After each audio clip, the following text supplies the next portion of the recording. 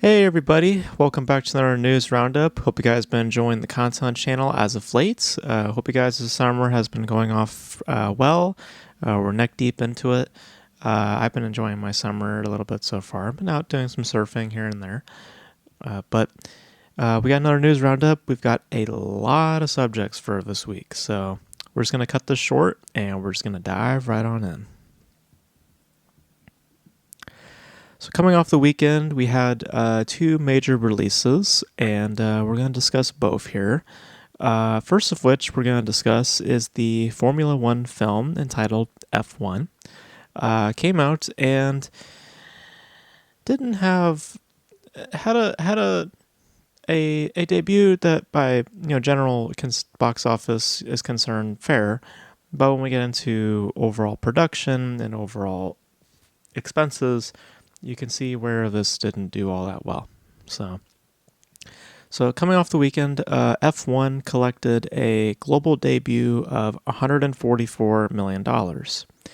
Now, according to Variety, the production costs amount to, quote, above $200 million, which indicates a price tag of at least $300 million. Now, they say that it's $250, and other outlets say $200, others say $300.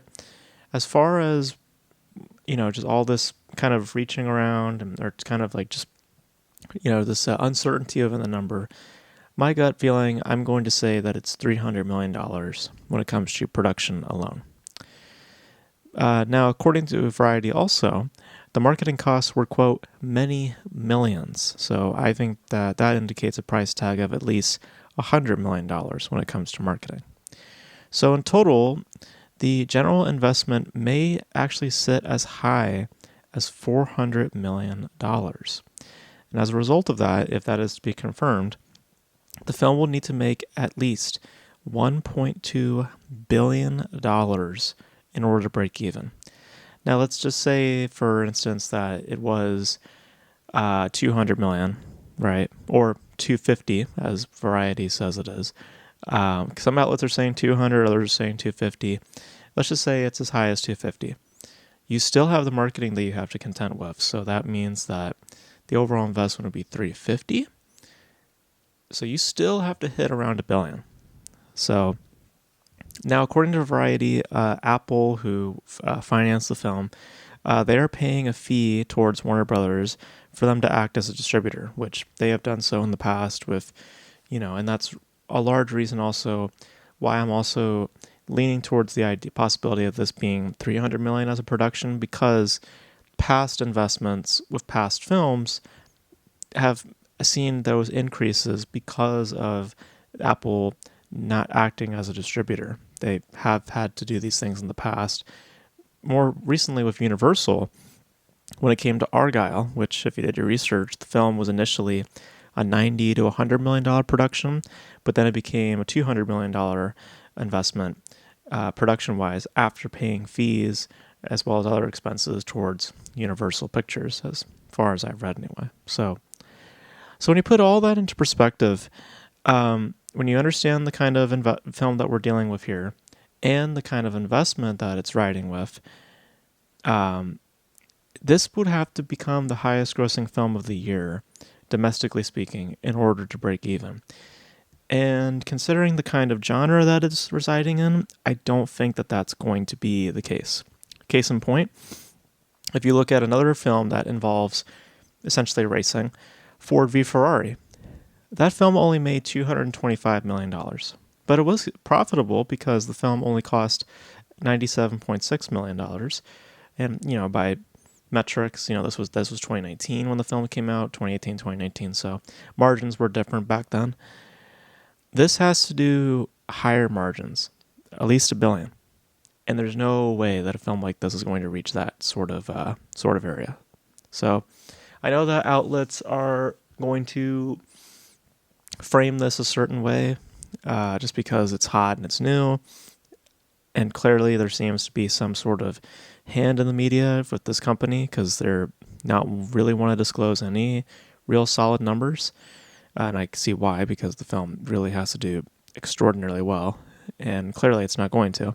So once the dust settles, I think we'll get a better assessment of everything. And then when the press is basically allowed to, they'll begin to really talk about how, frankly, disastrous a launch this really is, and for the reasons why it flopped. So, because, yeah, it's not off to a good start. By general box office is concerned, yeah, it's not a bad number. But for what this investment really is, this is definitely not a good start for what it is. So,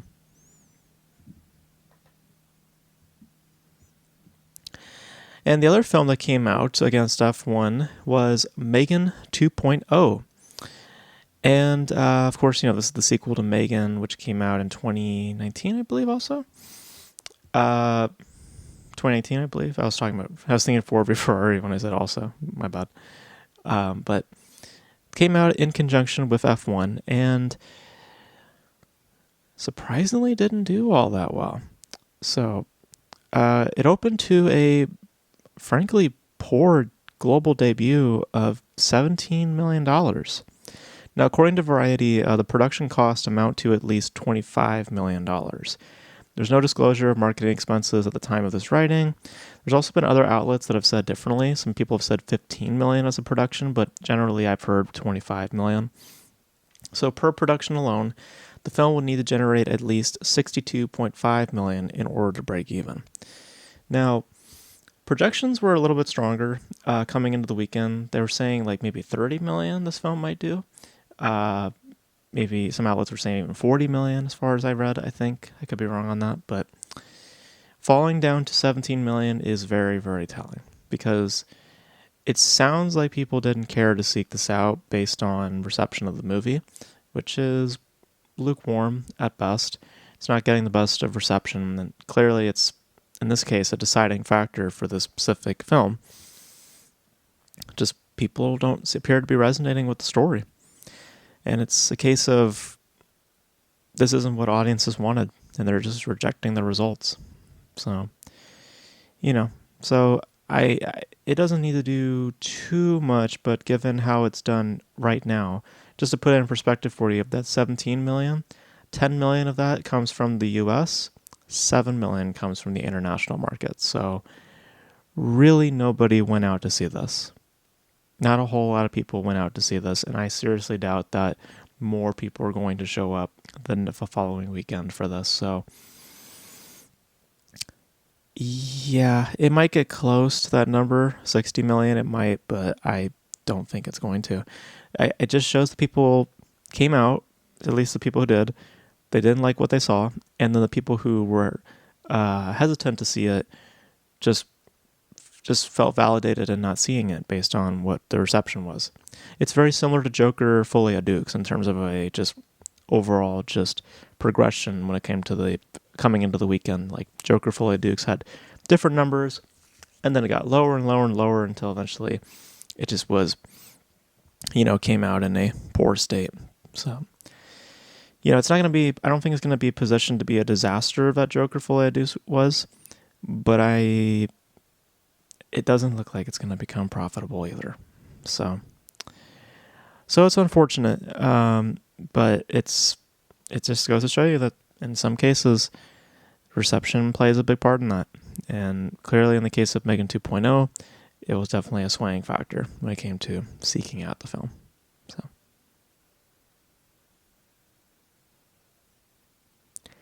all right, moving on from that, let's get into some other news, and there's plenty to talk about.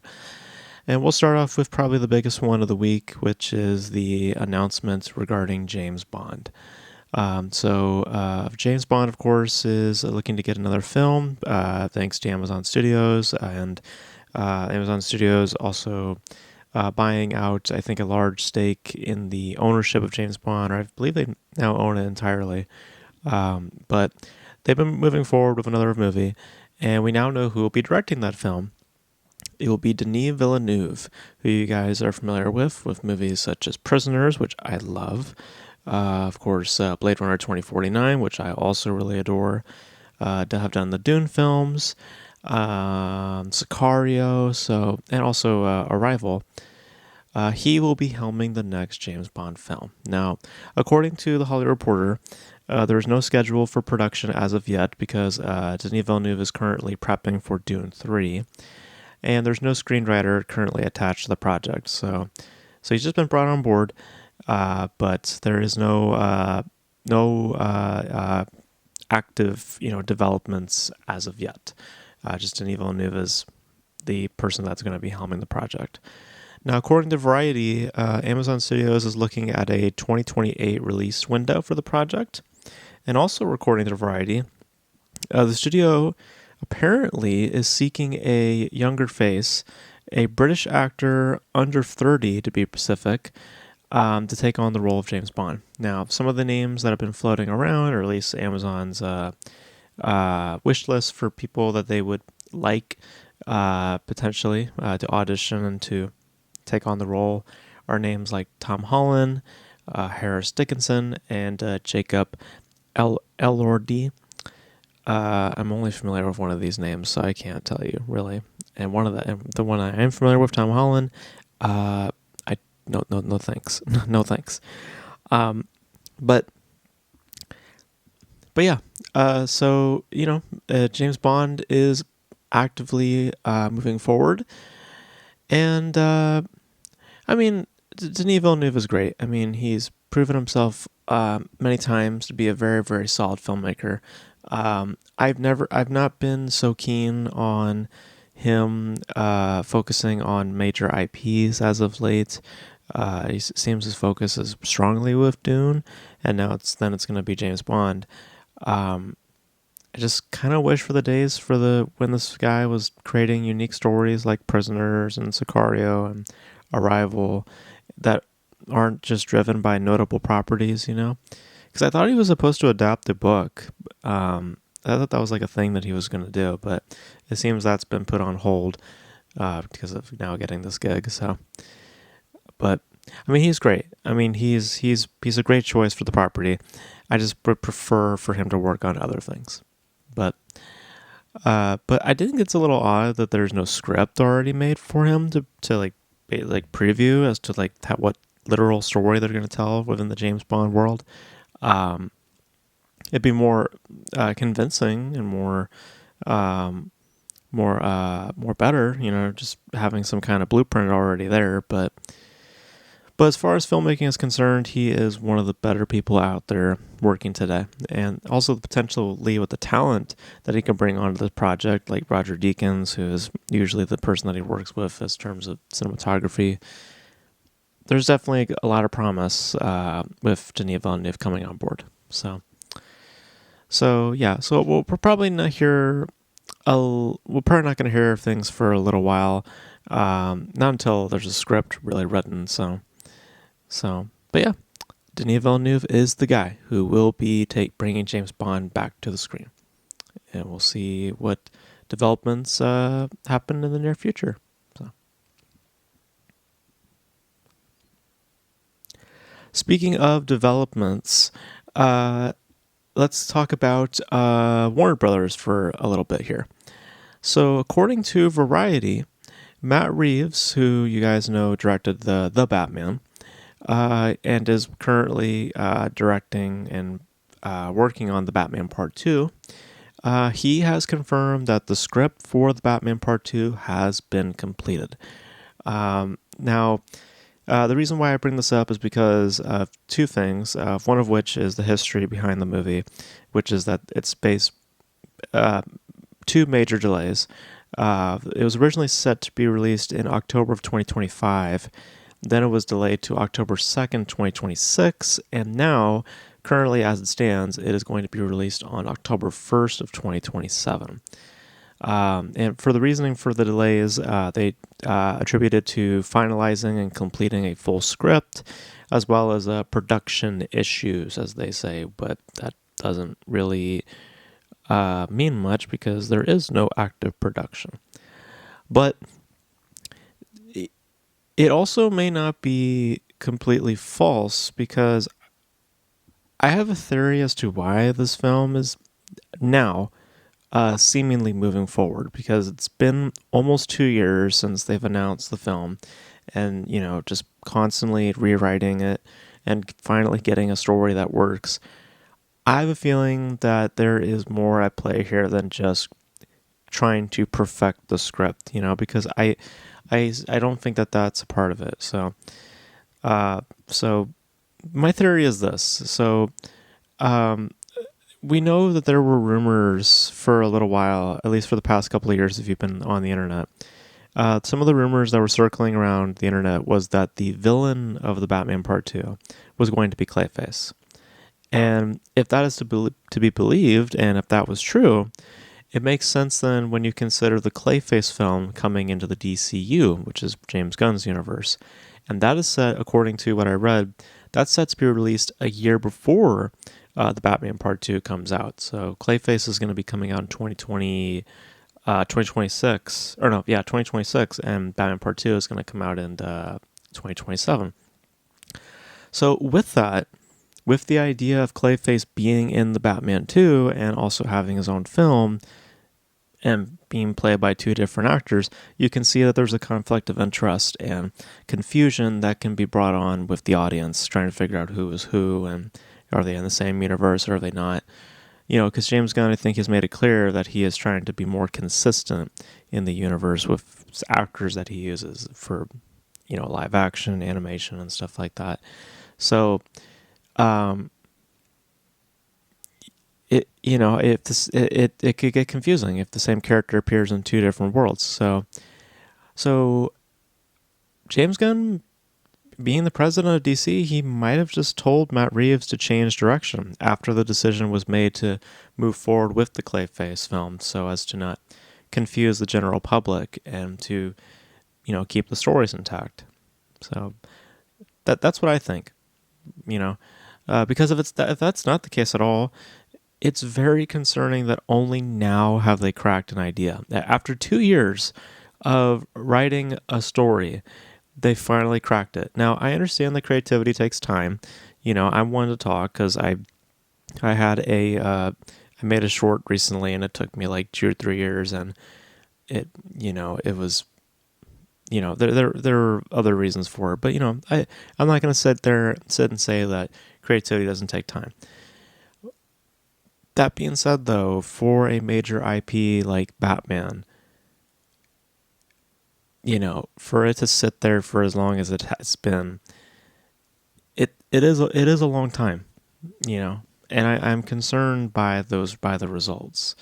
So, but we'll see what happens in another 2 years' time, and we'll see how the film shapes. I'm still curious because I liked the original film, but I think that there's more at play with the script.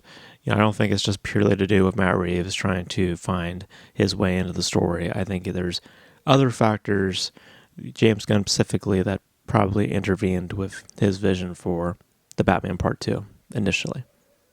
But those are all theories and all speculation. We'll see if the future confirms any of my suspicions. So, keeping of Warner Brothers, let's talk about Akira. Akira, which is one of the more notable anime films out there, a film of which I think we've reviewed on this channel. It was kind of my real introduction to anime proper, and I loved it. I love Akira. So Warner Brothers had held the film rights to Akira, and now they don't. They've been officially relapsed. They're now moving away from the company, and the owners are now going to be potentially seeking out another distributor. Now, the reason why this is significant is because development for a live-action adaptation of Akira, this dates back all the way to 2002, which is when they snagged the film rights. And they've went through a couple of filmmakers, some of which included Stephen Norrington, the guy behind Wesley Snipes' Blade, the original film, Juami Kaletsira, that's how I say his name, who would go on to do a film called Black Adam for DC. And most recently, Taika Waititi, who you guys know for, of course, Jojo Rabbit and Thor Ragnarok, more notably. And he was on the project most recently. But by that point, the studio had actually shut down production offices in Vancouver, and that dates to 2012 when that decision was made. And at the time, the film had cost, or at least had a budget of around 90 million. And at that time as well, they actually had a cast assembled, or at least something of a cast assembled. They had Garrett Hedlund, who was the star of Tron Legacy.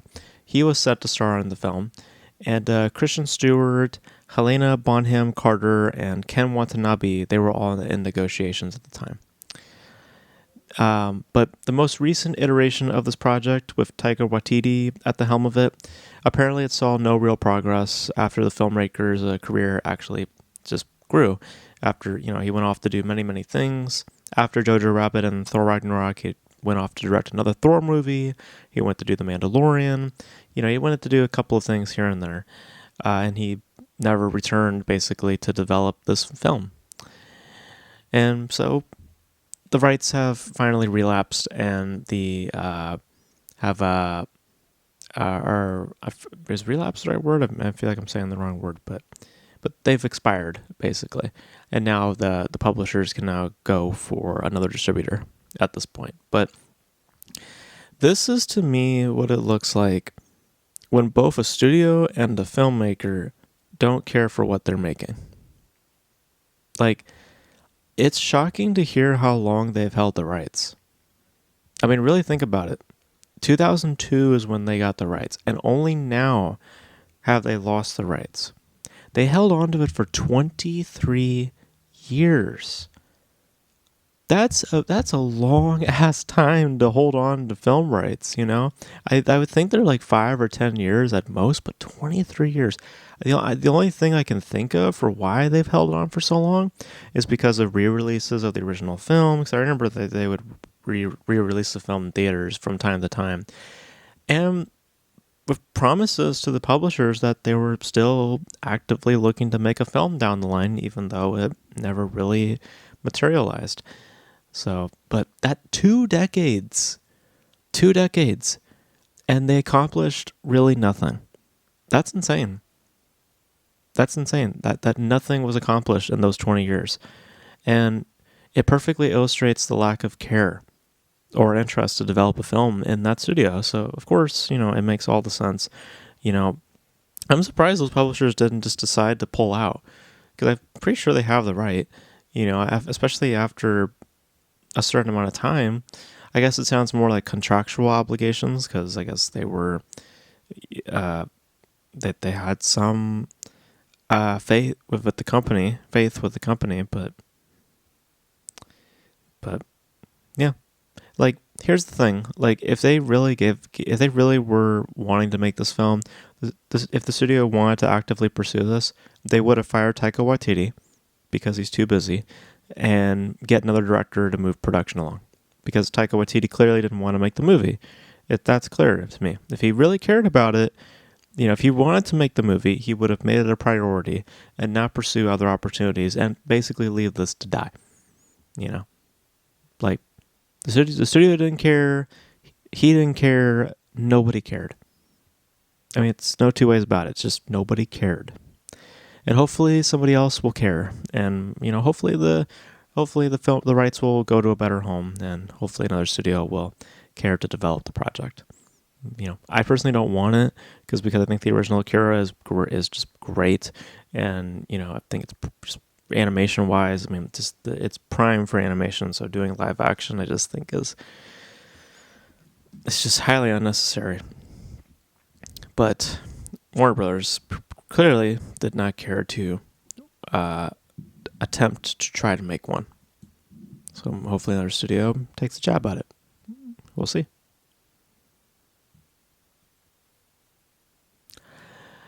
All right, let's get into some conversations regarding Disney. So, of course, we've discussed the box office failure that was Elio. Major flop for Pixar, was their biggest bomb, worst opening of the company's history. Now, according to IGN, the current boss of Pixar, that being Pete Docter, He has unveiled a in-development adjustment to the studio's release strategies. And I guess he's confirmed a decrease in production of original content. Or at least there has been an adjustment um, to producing and releasing original content. Now, the new strategy will involve releasing an IP, so a notable property, in conjunction with a piece of original content. So, case in point, next year there will be the release of Toy Story 5, and then the film Hoppers, and then in 2027 there will be the release of Gato, and then an unannounced IP at this time, probably maybe Incredibles 3. So. Now, according to the Hollywood Reporter, this course correction has been underway for a while, previously to Elio's release, so this wasn't a response to Elio, according to them. We all know that's not true, though. We all know that's not true. But, yeah, this is their soft suggestion that original content will not become valuable in the future. And they're now needing a major IP to facilitate these ideas and hopefully piggyback off of the success that those IPs end up doing. So they're hoping that Hoppers will benefit from whatever the success of Toy Story 5 is, essentially. I don't know if that's a good roadmap, because I think people are just, they cherry pick. Audiences are very peculiar. I don't think that the response of one film is going to give substance to another, but that's what they believe will work. But we'll see. But this is a direct response to Elio. I believe it came from, because the wording of it is peculiar. They're saying previously to Elio's release. So I think that what they're actually trying to say is that they saw the low ticket sales that Elio had gotten, and from that, then they decided to probably move forward with a decision to course correct. That's what they probably were saying. They're like, oh no, not when the movie came out. We're saying before the movie came out. And it's like, okay, so you're just talking about the ticket sales. You're talking about seeing the numbers. You're seeing how poor the film's going to do, because studios they know weeks out how a film is probably going to end up doing on opening weekend. They have a figure of sorts. And they saw the numbers and were like, shit. So I guess we'll have to go ahead with some ideas we've been looking at, so. Because, yeah. Elio, it was a disastrous launch. Yeah. Now, the other thing about this, and, I think this is just being blunt about it, no one should be complaining about Pixar not producing more original stories in the future. You guys brought this on yourselves. If you wanted to seek out those original movies, you would have seeked out a film like Elio. I'm not saying that you were forced to, but I'm saying that, it's just what it is. Audiences prefer more familiarity because it's comfort food. They don't want to gamble with their money on something that they don't know about. So I'm not saying that's a bad thing, but I think that if you're rooting for more original content, not seeking out a film like Elio is not going to help your argument, But people, vote with their wallet, and clearly people did not care to watch Elio. Just clearly nobody cared, and it wasn't because the movie was bad either. At least for me anyway. I thought it was a good piece, but majority of people seemed to be, okay with it. So it was just this case of no one cared. And it has now kind of really changed the mentality of Pixar now when it comes to their original content. So it's not 2019 anymore. It's not the eras of, where, all sorts of products can come out from studios like, Pixar especially. It's not, the name Pixar doesn't hold as much value as it used to. This is just the new norm now. Pixar is, I think, going to slowly enter that place of, just shoveling out IPs because they'd have to make some sort of money to sustain their company. And it's a shame. It's a shame to see it go the way of most studios nowadays. I understand why, but it's still sucks. So,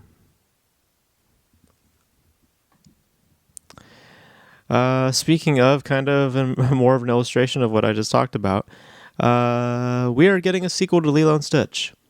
No surprise there at all. Because according to the box office, the film has grossed over $900 million against its general investment of $250 million. Remember, it was $150 million for production, $100 million also for marketing. The film has done very, very well. It's become very profitable. No release date has come with the announcement, but yeah, this was a given. I mean, it's probably going to end up being the highest grossing of the summer season. I mean, I know it's a bold thing to say, but I think that's possible. I mean, we'll see how Jurassic Park does. I mean, that really, I think, is the bigger competition for that title of the highest grossing of the summer. I think Jurassic Park's going to going to be one to look out for. But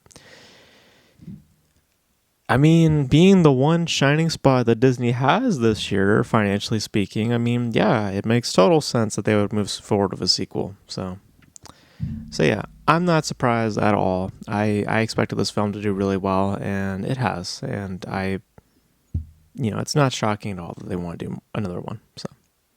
So yeah, so a sequel is going to be on the way.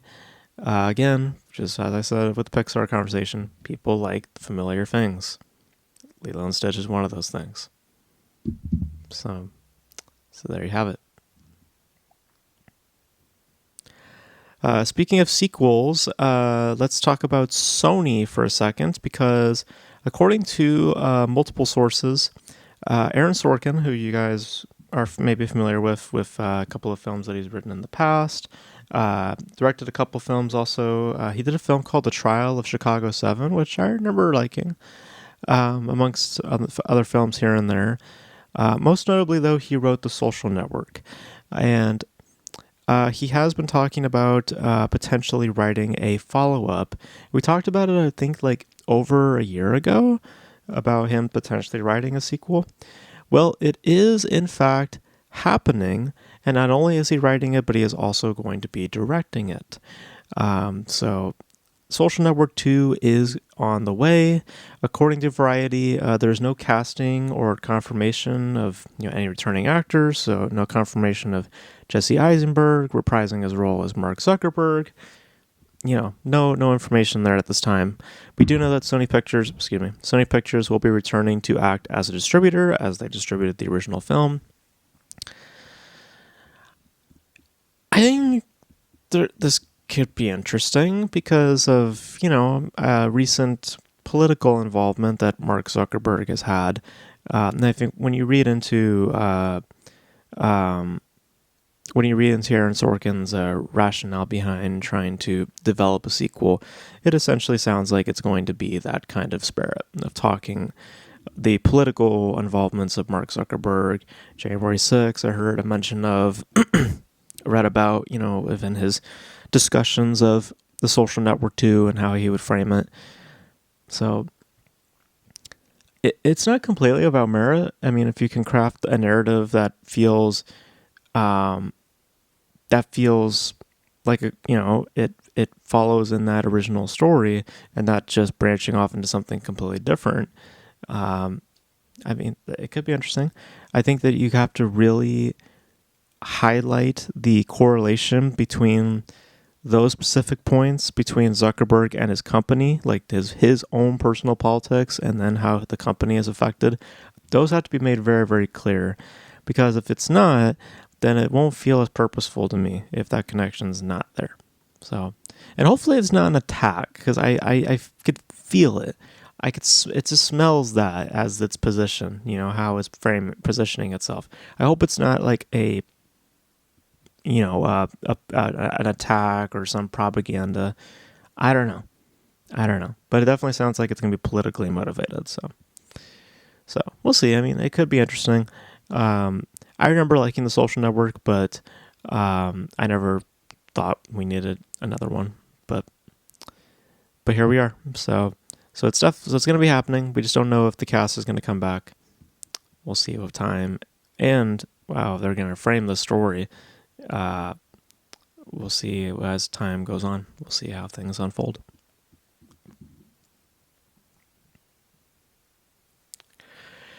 All right. Interesting story we have here regarding Ezra Miller. We have talked about Ezra Miller a lot on this channel in the past because the guy is weird.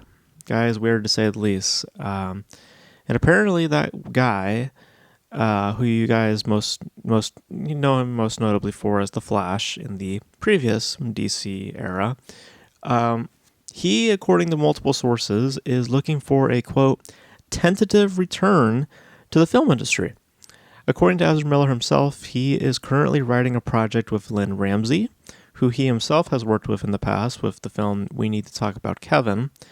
And he also attended the premiere for her latest film, Die, My Love, which I'm curious of. But no details of this specific project were revealed, or if the film's even in active development. Sounds like it's in writing stages. But yeah, for those who don't know about Ezra Miller, this man has had a very, very weird history. I could say kind of a disturbing history, honestly. He's had multiple arrests. He's made multiple threats. And this was all during the pandemic. And, you know, the starting point of this was when he choked out a woman at a bar, and it was just like something, who knows what happened there. Then he went off to, I think it was Hawaii or something, and he got arrested multiple times for disturbing, public areas, bars specifically. I remember watching some dash cam footage from a police officer, and, he was like trying to play it in a certain light. It's just how you deal with cops. It's just like, that's not how you deal with cops, bro. But he was just trying to be like a victim, basically playing a victim card, and it's just not how you, especially when you're in the wrong. It's clearly in the wrong. If you're just being a disturbance, it's like, I don't know. Or I have my rights. That mentality. It's just, I never agree with that. But anyways, also in the same area, he went to a family's home, broke into it, threatened the family's lives, and I think he asked for their passports and shit like that.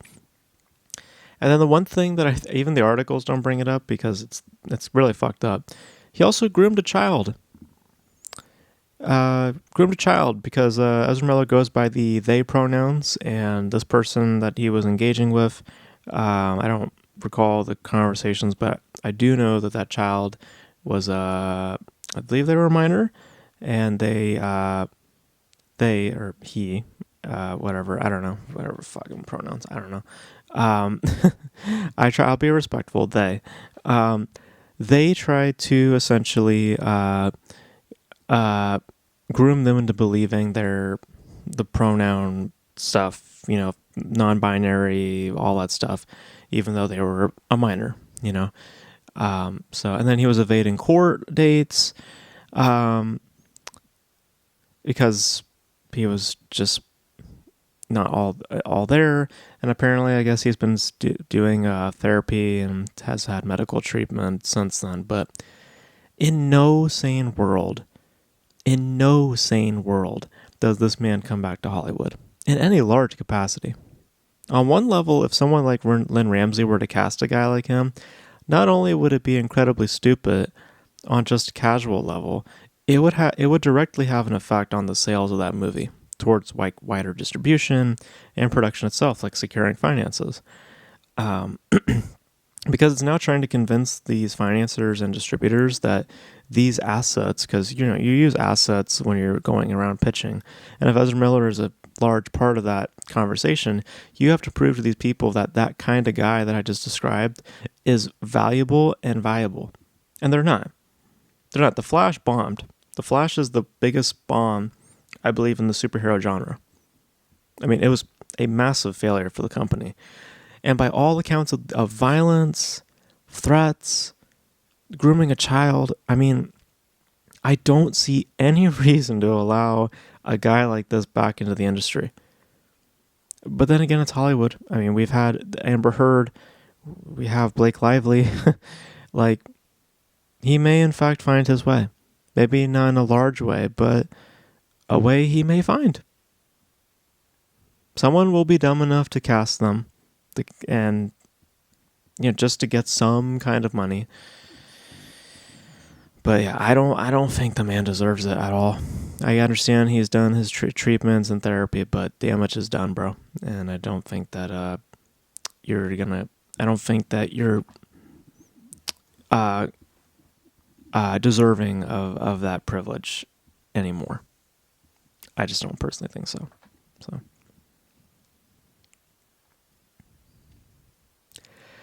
Alrighty, we have 2 trailers to discuss for today, and then we're going to call it a day. So the first trailer we're going to discuss is the teaser for Bugonia. This is the next feature for Yorgos Lanthimos. This is starring Jesse Plemons, Emma Stone, and Alicia Silverstone. Yorgos Lanthimos, of course, you guys may be familiar with a film such as The Favorite, Poor Things, and Kinds of Kindness, which came out most recently. Poor Things and Kinds of Kindness I have reviewed, and I wasn't particularly strong on those films, but he also has done films like The Lobster, which I really enjoyed, and The Killing of a Sacred Deer, which I also enjoyed. So this has a release date for October 24th, 2025, and supposedly this is a remake of a a feature that was made in Japan, I believe, or in a foreign nation. But as far as marketing is concerned, I'm definitely intrigued, and the trailer itself is kind of neat. It potentially looks like a lot of fun. Now, there are hesitations for me because of my opinion of this filmmaker, which is to say that as of late, he has not really clicked with me. I wasn't thrilled with Poor Things. I wasn't really all that interested in Kinds of Kindness. And it feels like this is kind of a part of that sort of sphere of what Kinds of Kindness seeked out to do. This like segmented type of movie where it's like one story here and then another story here and then another story there. It feels like this is a short story, not more of like a feature length type deal. And just to frame it, this is all coming in a positive place. This is not me slandering the trailer. This is actually me kind of giving it praise, because I think that spirit that I'm discussing and that small scale type of environment, and then that the kind of short story and less of a feature stability or sensibility, I actually think it kind of works in its favor. We'll see if the movie itself lives up to the promise being made by the trailer, by the potential of the trailer, I guess I should say. But we'll see. I've been let down by this filmmaker before, more recently, but we'll see. Maybe the third time is definitely a charm. We will see. So, comes out this year, and I'll definitely be on the lookout for this, because this looks kind of neat. So, all right, and the other trailer we're going to discuss briefly is the official trailer for a film called Roofman. This is starring Channing Tatum, Kirsten Dunst, Lakeith Steinfeld, and Peter Dinklage. This is being co-written and directed by Derek Chevrons. I butchered the hell out of the name, sorry. He's the guy who gave you films such as Blue Valentine, The Place Beyond the Pines, and he also directed a TV series called I Know This Much Is True, which is really, really good if you haven't seen it. Definitely Mark Ruffalo's best performance, in my opinion, just bar none. Really, really great film, or really, really great little series. This has a release date for October 10th, 2025, and this is to me another example of what is becoming a developing trend of middle-aged artists developing projects that appeal to Hollywood studios, seeking more financial support to invest into their smaller scale ideas. We saw that in my opinion, with Caught Stealing, which is being directed by Darren Aronofsky. We then saw that again with A Big, Bold, Beautiful Journey with Konada. And now here we have Derek Shamvrance, again, probably butchering the hell out of his name, now also taking a bite at that apple as well. Because as far as the film is concerned, it's really nothing that innovative. It's extremely ordinary. And once again, just like I said before in discussions of Konada and then of Darren Aronofsky, knowing the filmmaker, like I have seen Blue Valentine, and again, that television series that he directed, knowing the filmmaker, the definition of ordinary doesn't exactly apply to their filmography, because Derek is a very moody type of filmmaker, and this just seems so casual. It definitely feels like a departure for him as a filmmaker, and I said that again with Darren Aronofsky and Konada doing the features that they're doing now. It just seems like a really odd trend that's being developed right here. And it just makes you wonder, why would you even leap in that tone? It just seems to me like, again, another film made for a studio, and less so a film made by a filmmaker. So, and by that, I'm not that interested. It just seems very vanilla to me, and it doesn't really seem like there's much to the story itself. So, yeah, I don't know what the hell's going on. It just seems like there's a weird trend going on when if you watch those three trailers back to back, Caught Stealing, I'd say more or less like Caught Stealing, and then watching Roofman, they almost bear almost the exact same tone. Like they almost have almost the exact same tone. And then if you watch A Big Bold Beautiful Journey, and if you were familiar with Konada's work, there's just this weird thing going on with all these middle-aged artists developing these kinds of movies right now. Like, it's just weird, especially with their indie backgrounds. Like, it's just a weird thing going on right now. So, yeah, I don't care for it. It's to me, it looks very disposable. I just am more fascinated by just what I'm noticing as a trend being developed. Hopefully it dies, because I don't want to see more of it. But it is kind of funny, in all honesty. In a weird sadistic sense, it's kind of funny. So,